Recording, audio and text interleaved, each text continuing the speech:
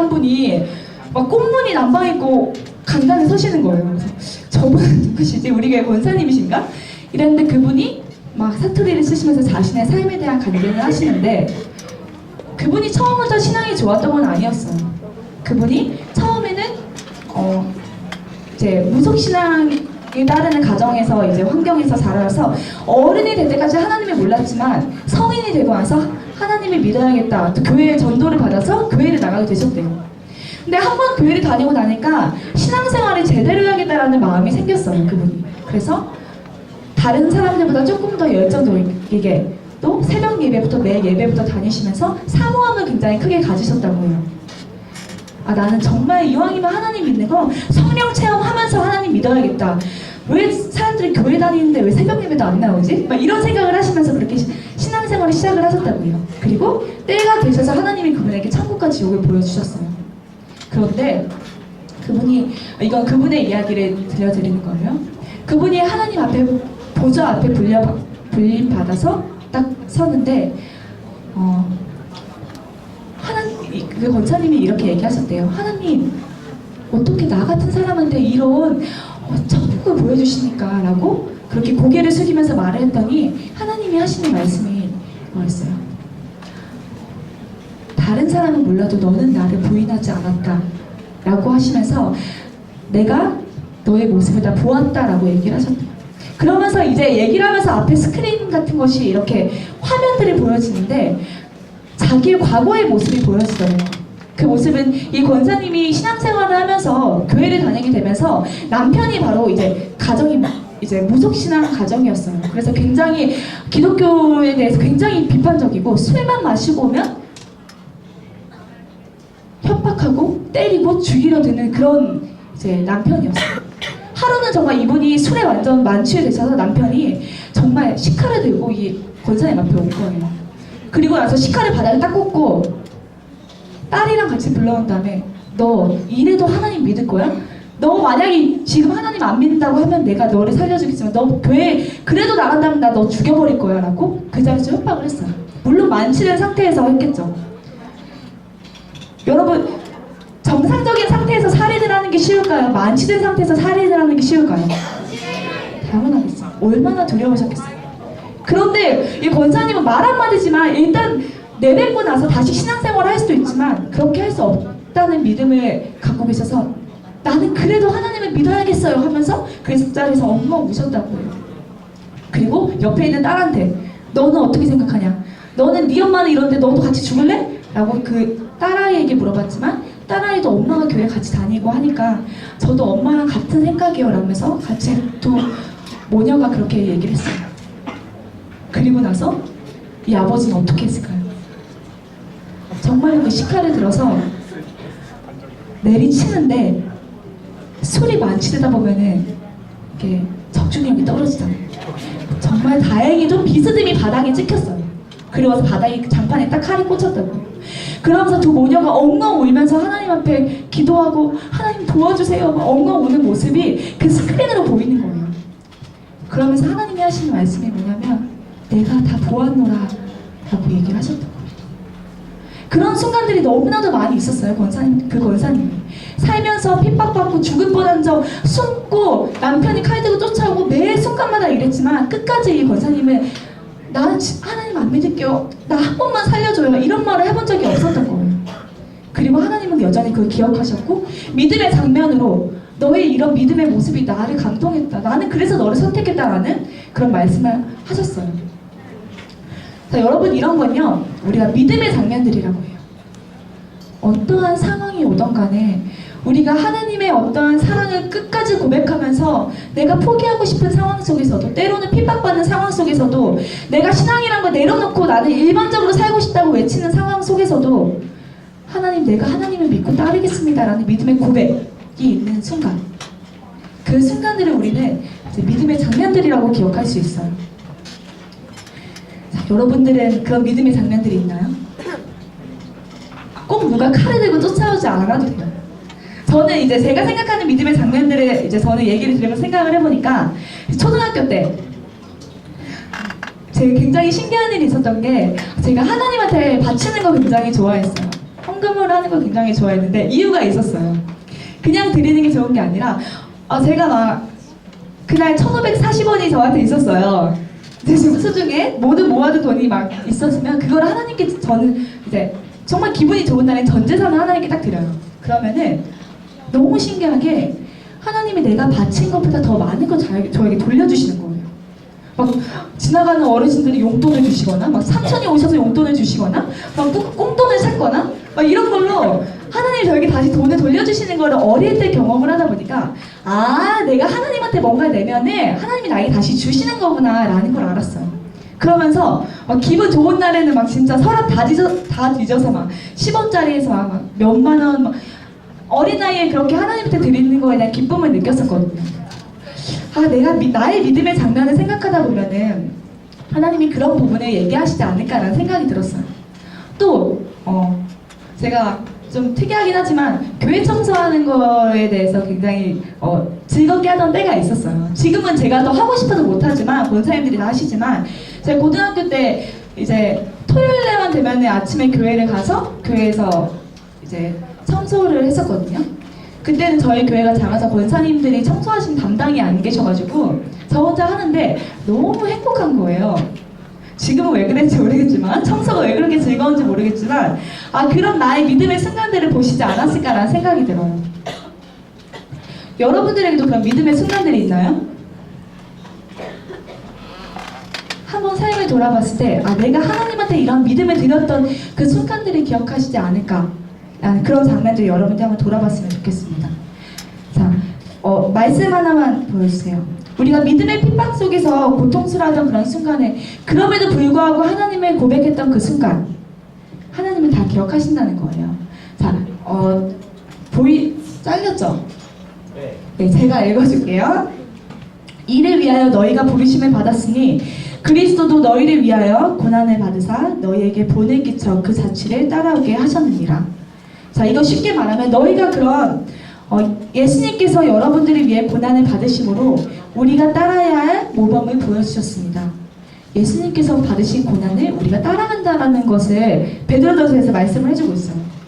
자, 그런 순간들이 믿음의 장면들을 우리는 돌아보면 한두 개 나오잖아요. 저도 사실 최근에 없어가지고 이제 다시 기도하며 살고 있는데 평생의 이 믿음의 순간들을 갖고 있는 사람이 있습니다. 오늘 그 사람에 대해서 얘기를 할 거예요. 자, 우리 작년 예배팀 MT 때 10대 3명 기억나나요? 10대 소년 3명. 네, 다윗, 다니엘, 요셉. 네, 맞아요. 자, 제가 굉장히 저희 이상형이에요. 네, 이 사람을 셋을 합한 사람을 만나면은 결혼을 못하겠죠? 네. 요셉과 다니엘과 다윗의 공통점은 10대 시절에 하나님께 영광을 돌려서 하나님께 기쁨이 되었던 사람입니다. 자, 그런데 오늘은 그 중에 다윗이 아닌 요셉에 대해서 얘기를 할 거예요. 요셉의 이야기는요, 창세기의 3분의 2 정도가 요셉의 이야기로 가득 찰 만큼 굉장히 영향력 있는 사람이었어요. 그리고 요셉의 이야기는 17세부터 시작이 됩니다. 자, 그럼 요셉이 어떠한 사람이었냐면 그 당시에는 일부 다처제가 허용이 되는 놀라운 사회였어요. 웃지 마세요. 네, 부러워하는 거 아니에요, 그런 거. 일부 다처제가 허용이 됐고 본처가 여럿이 있고 그 다음에 또 첩이 여럿이 있는 그게 허용되는 사회였단 말이에요. 야곱이란 사람에게 있어서 정말 사랑하는 아내였던 라헬이 있었고 또 다른 아내가 레아가 있었어요. 좀 덜 사랑했어요. 그리고 라헬의 첩이 있었고 레아의 첩이 있었어요. 아내가 4명이었던 거죠. 자, 이런 야곱에게 아들들이 있었겠죠. 많이 있었겠죠. 12명의 아들이 있었어요. 그리고 그 많은 아들 중에 딱 한 명만 진짜 사랑하는 라헬의 아들이었어요. 그게 바로 누구겠어요? 네, 요셉이었어요. 여러분, 이제 드라마에서 보면 알겠지만 이렇게 이복 형제 간에 막 복잡한 상황이 있다 보면 뭐가 심해요? 네, 싸움, 차별 굉장히 심하죠. 질투가 심해지잖아요. 요셉도 이러한 질투에 견디지 못할 만큼 괴로움을 많이 당했어요. 그리고 결국에는 이 요셉의 형들이 요셉을 돈을 받고 노예로 팔아버리는, 죽이려고 했다가 노예로 팔아버리는 그러한 만행을 저지르고 맙니다. 요즘 아무리 막장이라고 해도 이 정도의 스토리는 잡지 않을 만큼 이제 막장의 스토리인데, 그렇게 요셉이 형들의 미움을 받고 아버지 어머니 모르신 채로 애굽이란 타 나라에 이제 노예로 가게 돼요. 그리고 와서 타 나라에 종살이를 하게 됩니다. 그런데 또 요셉이 가게 된 곳이, 요셉이 또 이 젊은 나이고 성경에 보면 굉장히 준수하다고 나와 있어요. 네. 그래서 네, 외모도 이렇게 어느 정도 체격도 있고 하다 보니까 딱 봐도 저 정도 노예면은 일 잘하겠다라고 보였던지 굉장히 좋은 곳으로 이제 섭외가 돼서 이 애굽의 바로왕의 총리 이제 시위대장이었던 보디발의 집에 들어가게 됩니다. 굉장히 급이 높아요. 처음부터 출세를 한 거죠. 노예가 무슨 출세예요. 그렇게 이제 시위대장의 집에서 노예 생활을 하게 됐어요. 근데 여러분이 이쯤 되면은 우리가 하도 많이 듣던 요셉의 이야기여서 요셉을 잘 이겨냈어 이렇게 생각하지만, 현실적으로 여러분들이 생각을 해보면 요셉의 상황이 그럴 만한 상황은 아니에요. 일단 버림받았고요. 그리고 그 10대의 나이에 굉장한 두려움도 있었을 거고, 형들에 대한 분노와 증오심도 있었을 거고, 내가 지금 여기 와서 뭐 하는 거야, 나 죽어버릴 거야 라는 어떤 자괴감이나 불안감도 굉장히 컸을 거고. 근데 그렇다면 성경에 나오는 요셉이 아니었겠죠. 요셉에게는 뭔가 다른 게 있었습니다. 자, 그 말씀은 바로 창세기 39장에 나와 있는데 한 번 더 넘겨주세요. 39장 2절에 보면은, 자, 한번 읽어보겠습니다. 시작! 네. 네, 아니에요. 네, 앞에 거 맞습니다. 굉장히 짧은 거예요. 여호와께서 요셉과 함께 하심으로 라는 말이 나와 있습니다. 요셉이 노예로 팔려갔지만 그거는 하나님이 버리신 게 아니었어요. 여전히 그 안에서도 하나님께서는 요셉과 함께 하셨다는 말이에요. 여러분, 우리는 우리의 상황이 안 좋아지거나 또 내가 굉장히 외로워지거나 내가 계획한 대로 되지 않거나 내가 신앙이 있음에도 불구하고, 그러면 우리는 어떻게 생각할 때가 있냐면, 하나님이 나랑 함께 안 하시나 봐. 나 버리셨나? 나는 너무너무 외로워. 하나님 뭐 하시는 거야? 살아계시긴 하신 거야? 라는 의문을 가끔씩 품을 때가 있어요. 하지만 요셉은 이 상황에서 요셉이 갖고 있었던 마음은 하나님이 여전히 나와 함께 하신다는 믿음이었어요. 그렇기 때문에 성경에는 하나님이 요셉과 함께 하신다고 얘기해요. 자, 여러분, 제가 여러분들이 교회 다니는 거 안 다니는 거 말고 제가 진짜 신앙이 있는 것 같다, 아니면은 쟤는 이런 정도로 이제 우리가 판단할 수 있는 한 가지 기준을 얘기해 줄게요. 이걸로 여러분의 친구들이 다 판단하란 말이 아니에요. 왜냐면 우리가 교회 다니는 걸로는 그 사람의 신앙을 볼 수도 없고, 뭐 목요체프를 얼마나 열심히 나오냐, 봉사를 하냐 안 하냐, 이걸로는 우리가 신앙을 알 수 없어요. 하지만 신앙을 알 수 있는 한 가지 기준점 중에 하나를 제가 얘기를 하자면, 그것은 바로 위기입니다. 자, 요셉은 위기가 찾아왔어요. 굉장히 어려운 상황이 왔습니다. 그런데 요셉은 그 위기를 어떻게 이겨냈나요? 그 상황 속에서 하나님은 아직 나를 포기하지 않으셨다, 버리지 않으셨다라는 자기만의 신앙이 있었어요. 누가 요셉에게 가르쳐준 게 아니에요. 멘토가 있어서 너는 이 상황에서 이겨내야 돼, 화이팅! 누가 이렇게 응원을 해준 게 아닌데, 요셉에게는 자기 안에 그 믿음이 있었어요. 내가 비록 지금 인생의 최바닥에 있지만 하나님은 그래도 나와 함께 하실 거야, 나는 믿어 라는 믿음이 요셉에게 있었다는 거예요.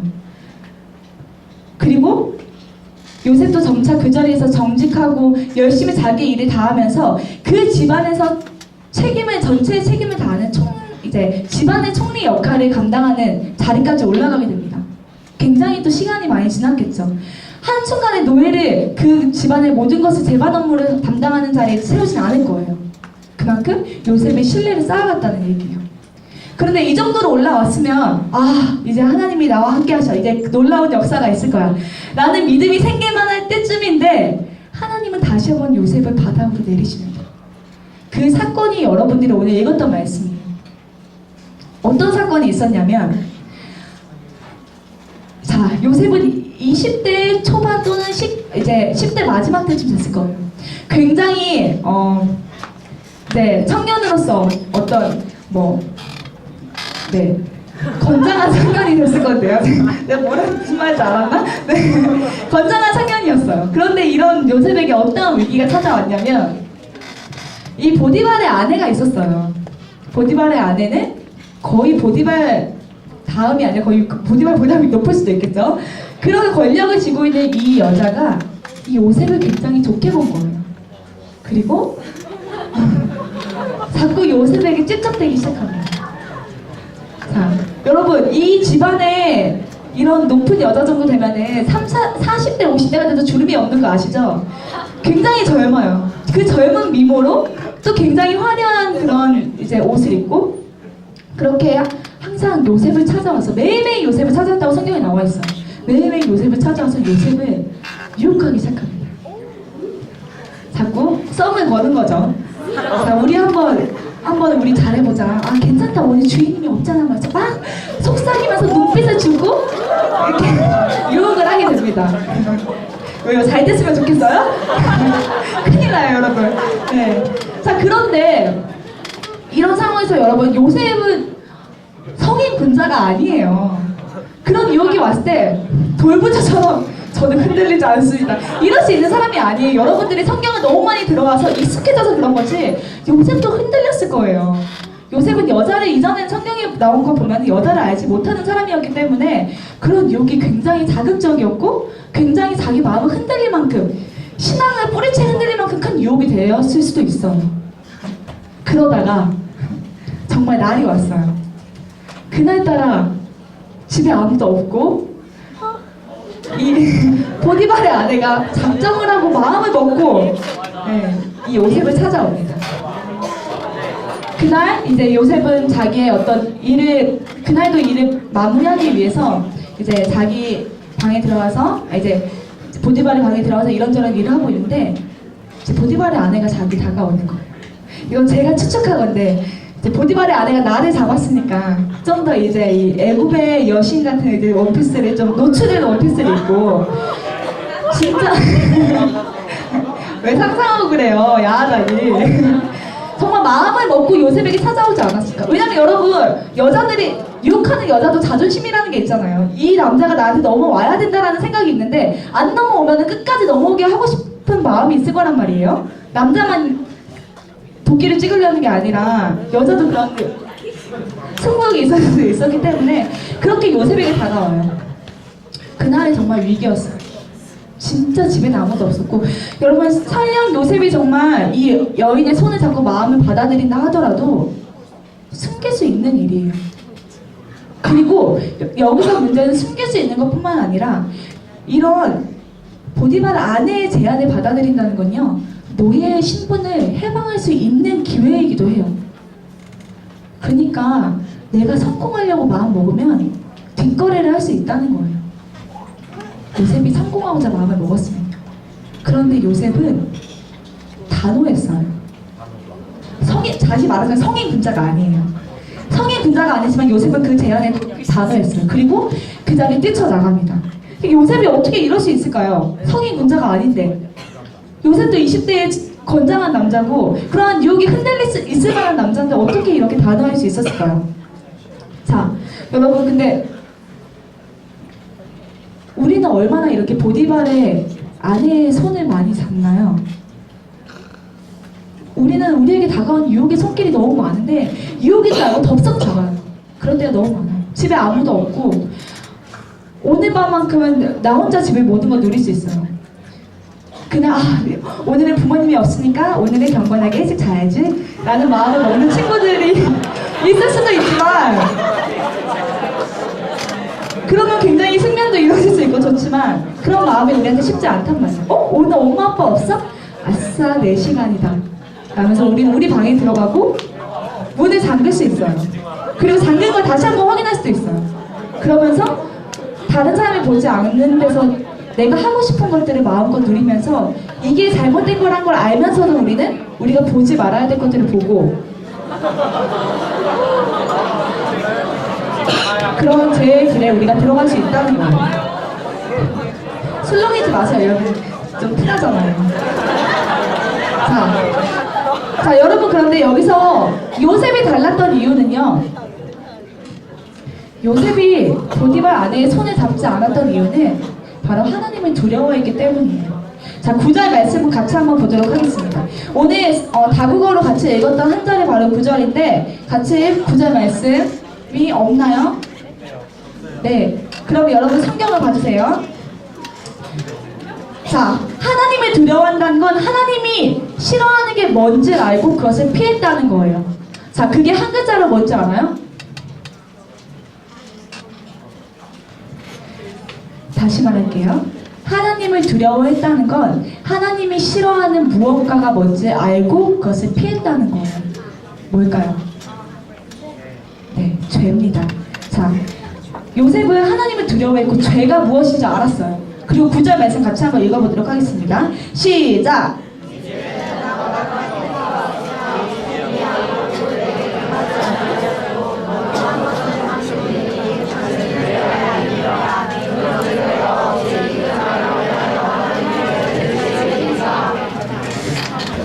자, 여러분, 요셉이 보디발의 아내를 단순히 받아들이는 건요, 보디발을 배신하는 게 아니에요.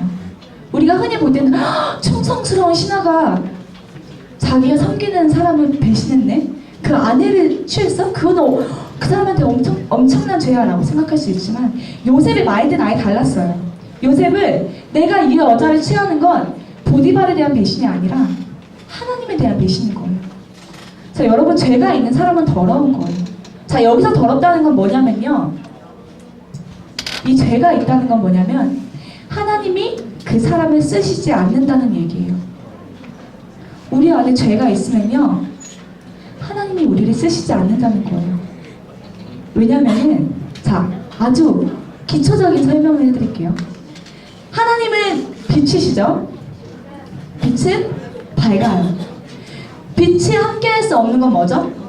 어둠이에요. 그처럼 하나님이란 존재는 본성 때문에 이 죄와 함께 하실 수가 없어요. 그런데 만약 우리 안에 죄가 있어요. 우리 안에 죄가 있으면 하나님이 나를 사용하셔서 하나님의 사람으로 쓰실 수가 없어요. 이 더러운 죄 때문에. 왜냐하면 하나님은 죄와 공존할 수 없기 때문이에요.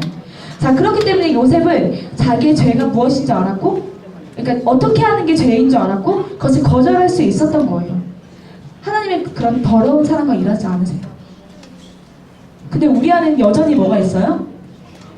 죄가 있어요. 저도 그래요, 여러분. 여러분만 죄가 있는 게 아니라 저도 오늘 너무 많은 죄를 지었어요. 여러분들 지금도 죄를 짓는 친구들이 있을 거고, 그리고 이 자리에 오기 전까지도 죄를 짓는 친구들이 있었을 거예요. 하지만 그럼 우리 하나님이 여기 있는 친구들 모두를 쓰시지 않을까요? 아니겠죠. 하나님은 죄 있는 사람을 쓰시지 않지만 그 사람이 하나님 앞에 회개하고 돌아와서 거룩한 모습으로 하나님 쓰시길 원하신다는 걸 여러분 믿기 바랍니다. 아멘? 네. 자, 여러분 말씀 넘겨주세요. 자, 그러면 우리 안에 있는 이 더러움을 어떻게 하나님께 내려놓아야 할까요? 자, 말씀을 읽겠습니다. 시작!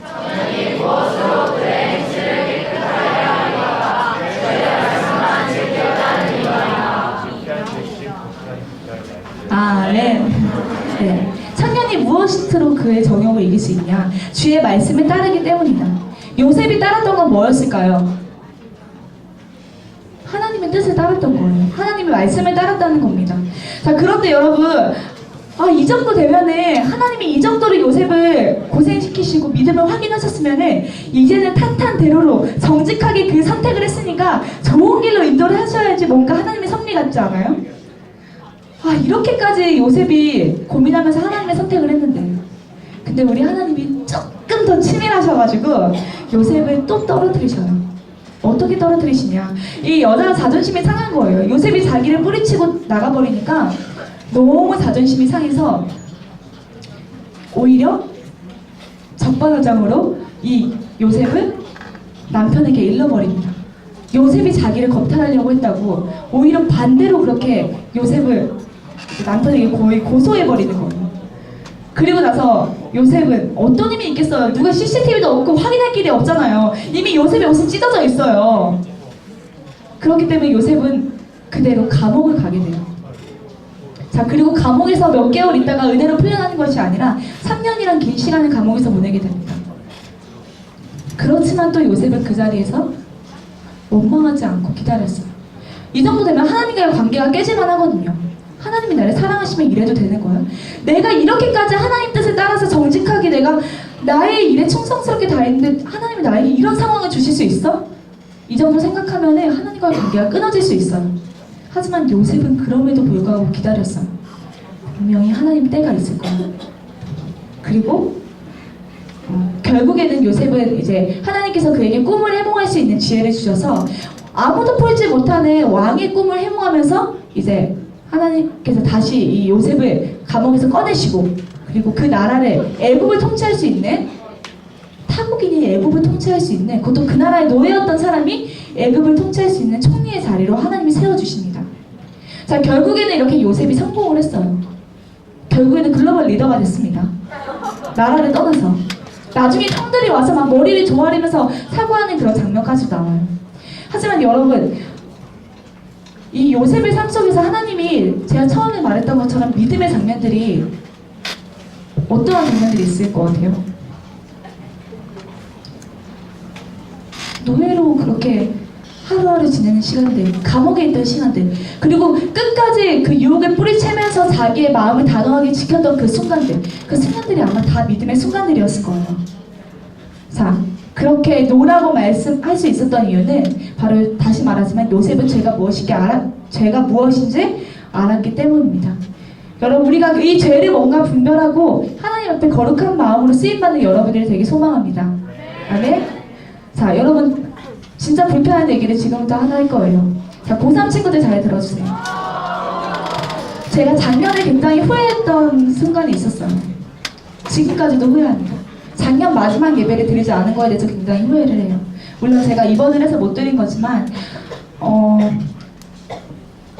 이제 고3 예배를 드리면서 함께했던 많은 친구들이 있었고 귀 막는 거 아니죠? 고3 예배를 드리면서 이제 함께했던 친구들이 있었고 신앙생활을 하면서 같이 봤던 친구들이 있었어요. 그런데 많은 친구들이 대학을 갔고 많은 친구들이 재수를 했어요. 근데 중요한 건 그렇게 나뉜 것이 아니라 영적인 준비를 하지 못한 채로 대학에 간 친구들의 문제였어요. 정말 많은 친구들이 20살이야, 해방이야, 아무렇게 차별 없이 똑같은 대학 생활에 젖어서 똑같은 술 문화에 젖어서 매일매일 술로 쩔어가는 모습을 제가 듣게 되고 보게 됐어요. 오히려 제 앞에서 자랑하는 친구들도 있었어요. 아, 저 술 진짜 세요. 제가 더 세요. 제가 할 말이 없는 거예요. 내가 작년 동안 내가 무슨 하나님의 말씀을 같이 나눴길래 이런 상황이 벌어질까?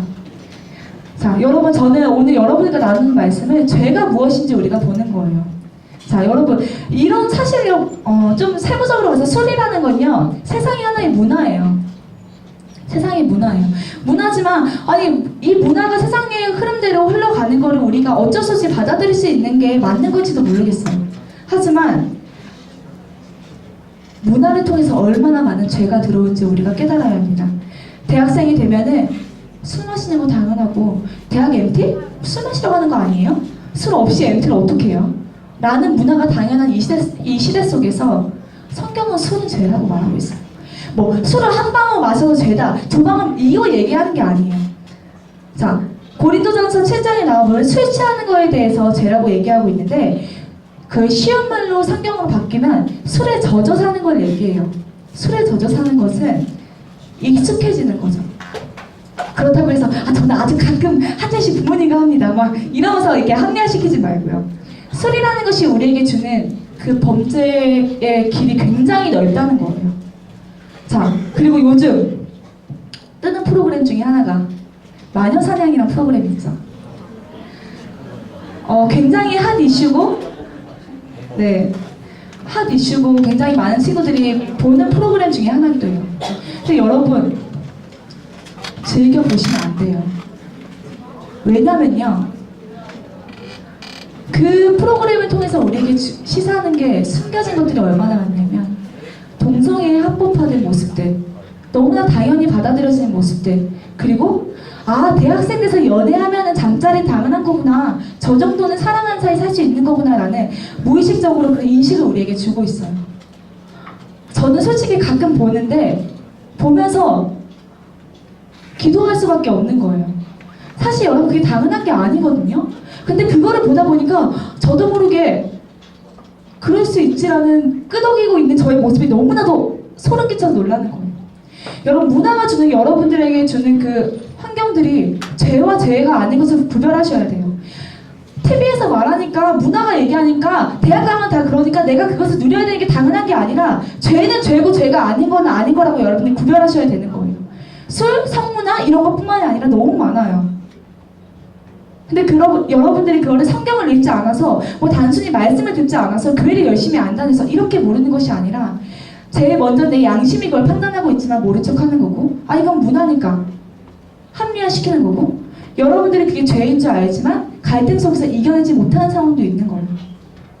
여러분들이 정확히 죄라는 것을 분별을 했으면 좋겠어요. 몇 가지 얘기를 하는 거지만 우리는 수없이 이렇게 죄의 문화를 나의 삶의 일부로 받아들이고 있다는 거예요.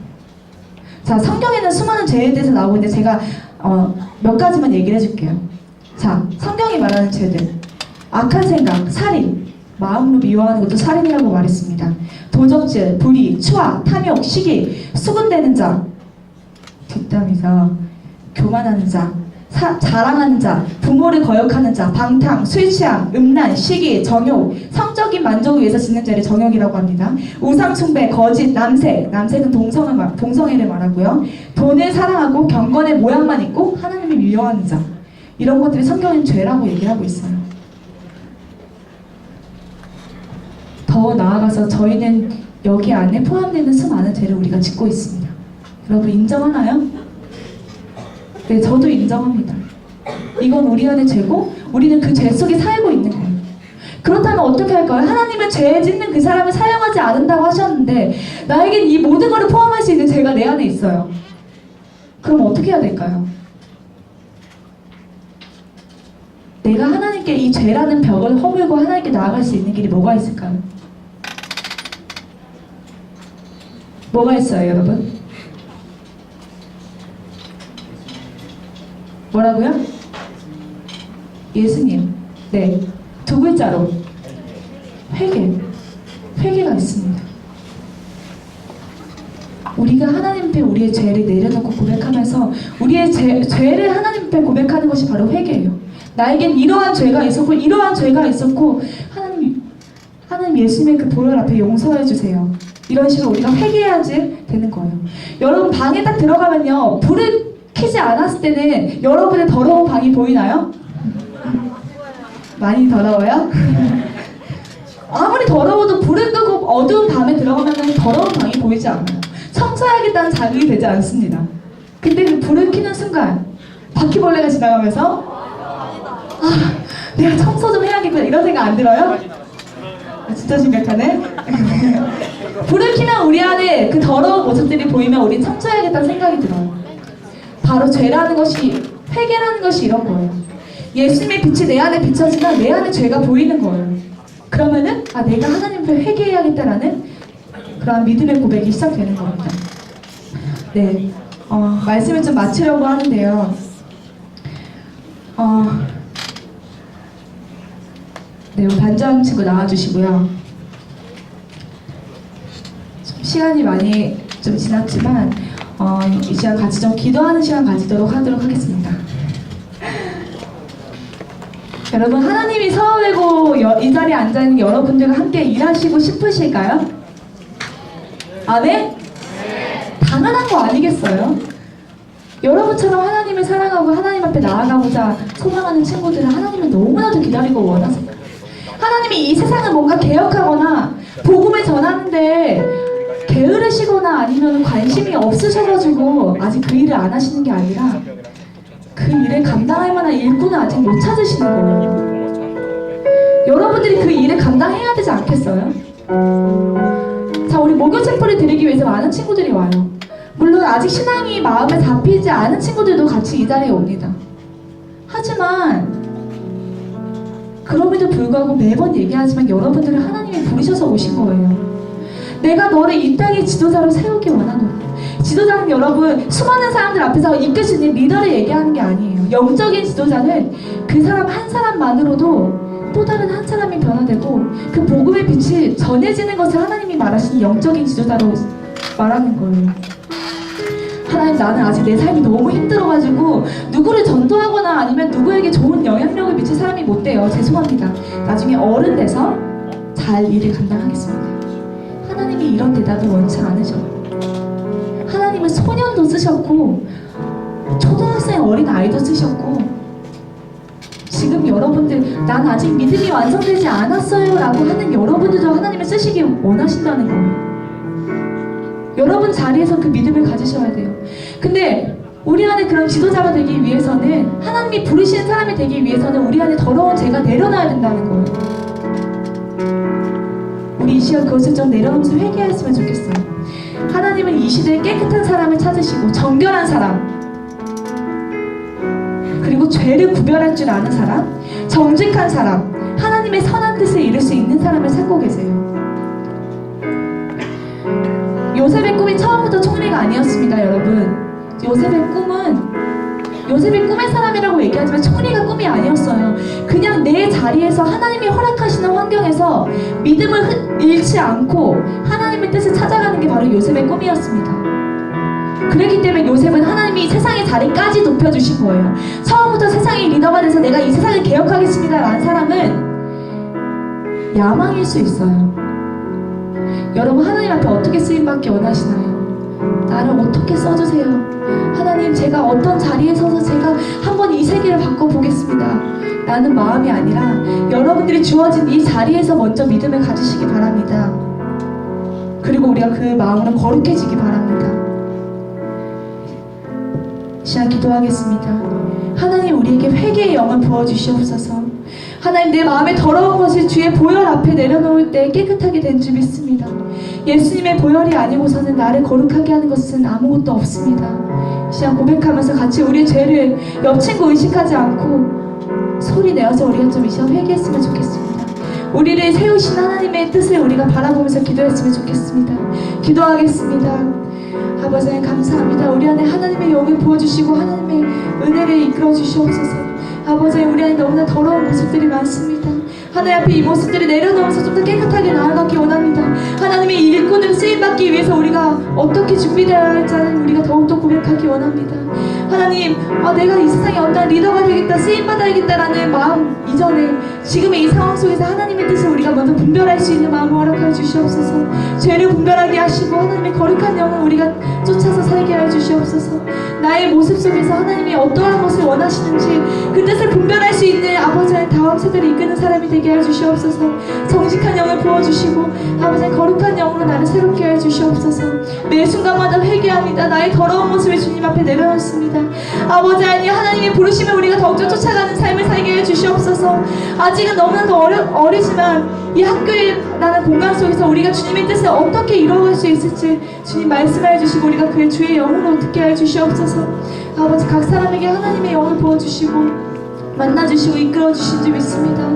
아버지의 말씀을 주시옵소서. 하나님의 영으로 부어주시옵소서.